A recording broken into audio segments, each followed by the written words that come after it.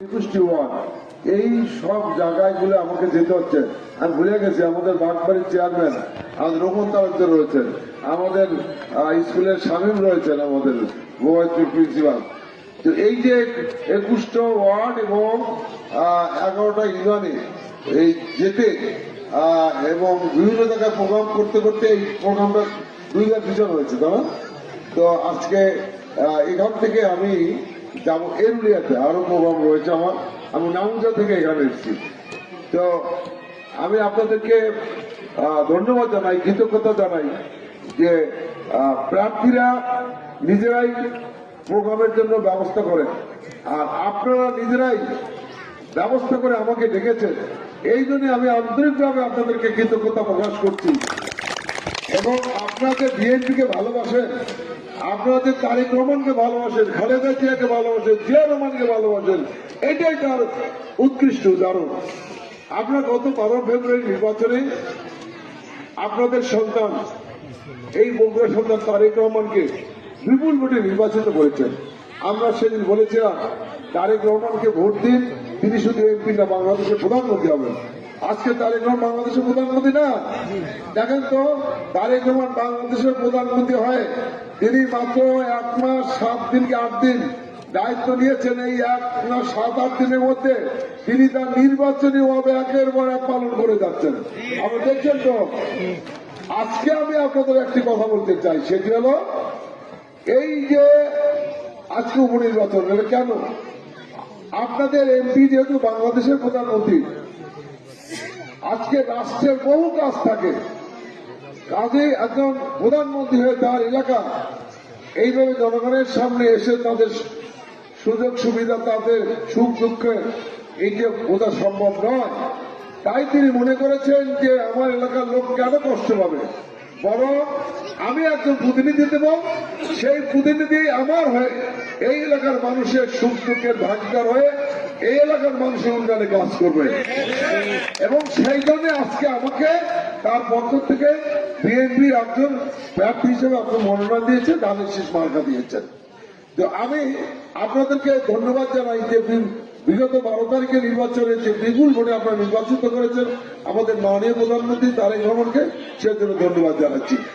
আজকে আমি আপনাদের শুধু এইটুকু বলতে চাই যে আমার মা বোনেরা, আপনারা ইতিমধ্যে শুনেছেন যে আমাদের মাননীয় প্রধানমন্ত্রী উনি ফ্যামিলি কার্ড বিতরণ শুরু করেছেন, তাই না?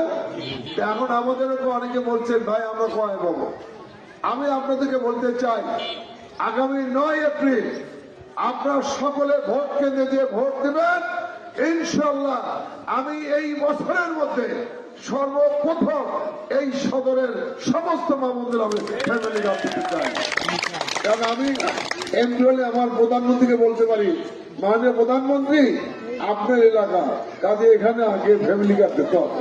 আমি ওয়াদা দিয়েছি, ওয়াদা দিয়ে ভোট দিয়েছি। কি বলেন? আমার কৃষকদের কৃষক কার্ড আগে দিতে হবে। কাজী আমাদের বগুড়া যে 16 বছর উন্নয়ন হয়নি, সেই বগুড়ার 16 বছরের উন্নয়ন আমাদের করতে হবে। মাননীয় প্রধানমন্ত্রী সেই কাজগুলো করার জন্যই তো আমাকে মনোনয়ন দিয়েছেন, আমি যেন করতে পারি। আমি আপনাদের 12 ফেব্রুয়ারি যে ভোট, সে ভোটে কিন্তু আপনাদের এখানে যে ভোট সংখ্যা, সেই হিসাবে কিন্তু ভোটাররা যায়নি ভোট কেন্দ্রে। আমাদের এখানে 2927 ভোট, সেখানে ভোট কাস্ট হয়েছিল 1646 ভোট। তার মধ্যে বিএনপি পেয়েছে 1082, জামাত পেয়েছে 512। আমরা এবার চাই, আমাদের মোট ভোট কাস্ট হয়েছে 17, কিন্তু 70%। আমরা চাই 70% অন্তত ভোট যেন আপনাদের এই ওয়ার্ডে কাস্ট হয়। কারণ আপনারা যদি উন্নয়ন চান তাহলে আমাদের মাননীয় প্রধানমন্ত্রী খুশি করতে হবে তো, তাই না?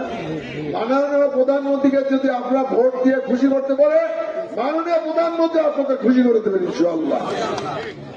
এই এলাকার অনেক অনেক আপনার সমস্যা রয়েছে, এখানে অনেকে মানবতার জীবন যাপন করছে। আমি এর আগে বিহারি কলোনির মধ্যে ঢুকছিলাম, কিভাবে যে এখানে থাকে আপনারা জানেন। আমি যখন পৌরসভা মেয়র ছিলাম, আমি হরিজন কলোনিদের জন্য আপনার অত্যাধুনিক 3টি বিল্ডিং এর আমি অ্যাপ্রুভাল নিয়ে এসেছি এবং কাজ শুরু হয়েছে। দুটি হলো চকসুন্দরপুর আর একটি হলো আপনার কটন মিলে। তা আমি আপনাদেরকে বলতে চাই, আজকে এখানে যারা আমাদের বিহারি সম্প্রদায়ের আমার ভাই বোনের রয়েছে, যারা পাকিস্তানে যেতে চান না, যারা বাংলাদেশে থাকতে চান, তাদেরকেও আমরা আধুনিক এবং উন্নত মানের একটা বিল্ডিং আমি এখানে করে দেবো। আমি মাননীয় প্রধানমন্ত্রীর সাথে আলাপ করবো যে এইখানে যদি একটা আমরা গভর্নমেন্টের সহযোগিতা একটা বিল্ডিং করে দিতে পারি। আর আজকে আপনারা অনেকেই শুনেছেন, আমি বলতে চাই না, যে যারা সৎ লোকের শাসন কায়েম করতে চায়, কোরআনের আইন বাস্তবায়ন করতে চায়, তারা মানুষের টাকা নিয়ে ভেগে যায়। এরা কি সৎ লোকের শাসন কায়েম করবে বলেন? আমাকে এক ভাই বললেন, এই যে আমি আসার পর যে 500-তে এই 12 ভোট পেয়েছে ভাই, এর টাকা দিয়ে ভোট কিনছে। তাহলে আমরা তো টাকা দিয়ে কিনিনি। আমরা বলেছি তারেক রহমানকে প্রধানমন্ত্রী করুন, ভোট দিন, আমরা বগুড়ার উন্নয়ন